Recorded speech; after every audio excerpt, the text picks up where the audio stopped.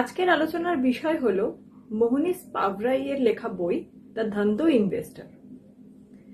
যারা খুব লো রিস্কে ইনভেস্টমেন্ট করতে পছন্দ করেন তাদের জন্য এই বইটা কিন্তু খুবই উপকারী, একটা গুরুত্বপূর্ণ বই। আর দেরি না করে চলুন শুরু করে দেওয়া যাক আজকের আলোচনা। দ্য ধন্ধো ইনভেস্টর এই বইটাতে প্রথম যে বিষয়টা নিয়ে কথা বলা হয়েছে সেটা হলো আমরা রিস্ক খুব কম নেব এবং হাই প্রফিট করবার চেষ্টা করব। তার মানে হলো আমরা যে কোনো জায়গায় ইনভেস্টমেন্ট করার আগে দেখব যে আমরা যদি সেখানে জিতি তাহলে যেন আমাদের প্রফিটটা ম্যাক্সিমাইজ হয়, এবং যদি আমরা হারি তাহলে যেন আমাদের তেমন কিছু লস না হয়। এটাই কিন্তু গুজরাটি বা মারোয়ারিদের বিজনেসের রুল।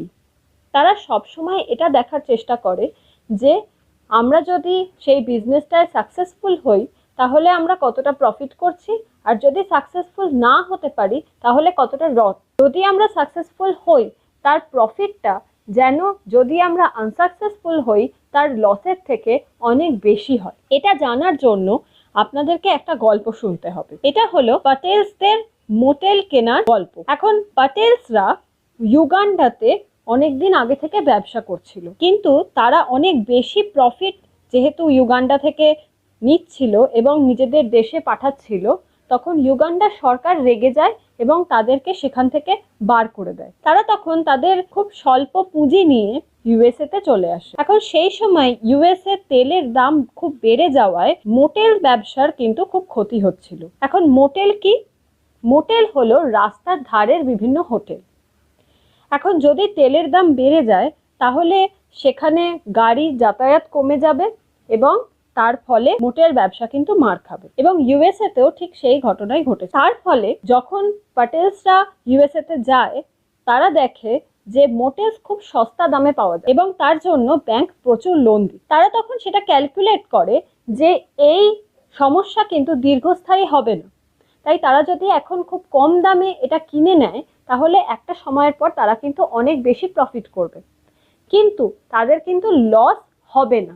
তার কারণ তারা ব্যাংক থেকে হিউজ পরিমাণ লোন পাবে এবং খুব কম দামে তারা কিন্তু মোটেলগুলো কিনতে পাবে।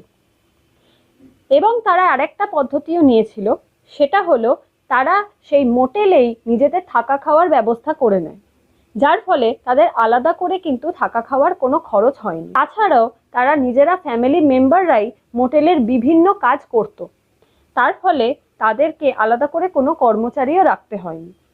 এই সব কারণের জন্য তারা কিন্তু মোটেল ব্যবসায় এত উন্নতি লাভ করেছে। এখানে তারা কিন্তু ক্যালকুলেট করেছিল যে যদি আমি প্রফিট করি প্রফিটটা আমার খুব হাই হবে, কিন্তু যদি আমি লস করি লস কিন্তু আমাদের খুব বেশি হবে না। আমরাও ইনভেস্টমেন্টের ক্ষেত্রে কিন্তু এই একই পদ্ধতি নেব। আমরা এমন স্টক বাছাই করব যে স্টকগুলোর কিন্তু খুব হাই প্রফিটের একটা সম্ভাবনা আছে, কিন্তু যদি লস হয় তাহলে কিন্তু খুব বেশি লস আমাদেরকে যেন সহ্য করতে না হয়। এখন আমাদেরকে আরো একটা বিষয় মাথায় রাখতে হবে, সেটা হলো আমরা সঠিক সময়ের অপেক্ষা করব।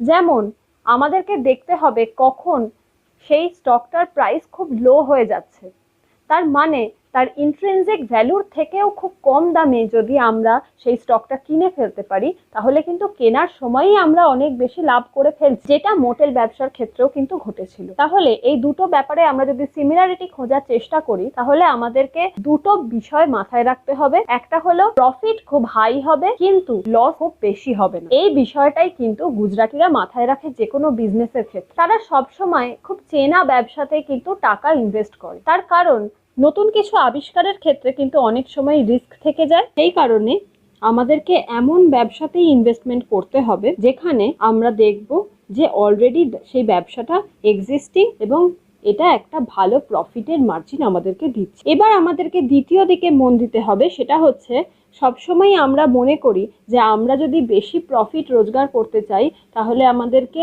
বেশি রিস্ক নিতে হবে। এটাও কিন্তু আমরা মাথায় রাখবো না। আমরা এমন কিছুতেই ইনভেস্টমেন্ট করব যেটা সবসময়ই প্রফিট দেয় এবং যেটার ব্যবসা কখনোই বন্ধ হবে না। যেমন জিলেটের ব্যবসা কিন্তু কখনোই বন্ধ হবে না, সেটা আজকেও হবে না, 10 বছর বাদেও হবে না, কারণ জিলেটের যে ব্লেড এর প্রয়োজনীয়তা কিন্তু সবসময়ই থাকবে। কিন্তু এখন যে টেকনোলজি আসছে সেই টেকনোলজি কিন্তু প্রতি মুহূর্তে চেঞ্জ হয়ে যাচ্ছে। টেকনোলজিক্যাল কোনো জিনিসে যদি আমরা ইনভেস্টমেন্ট করি তাহলে কিন্তু সেটার অতটাও স্ট্রং বিজনেস পয়েন্ট আমরা খুঁজে পাবো না, তার কারণ এটা সবসময়ই চেঞ্জ হচ্ছে, তাই এই ব্যবসাটা খুব একটা স্টেবল নয়। তো এইসব দিক যদি আমরা মাথায় রেখে ইনভেস্টমেন্ট করি তাহলে কিন্তু আশা করি আমাদের খুব একটা সমস্যা হবে না এবং অনায়াসেই আমরা কিন্তু প্রফিট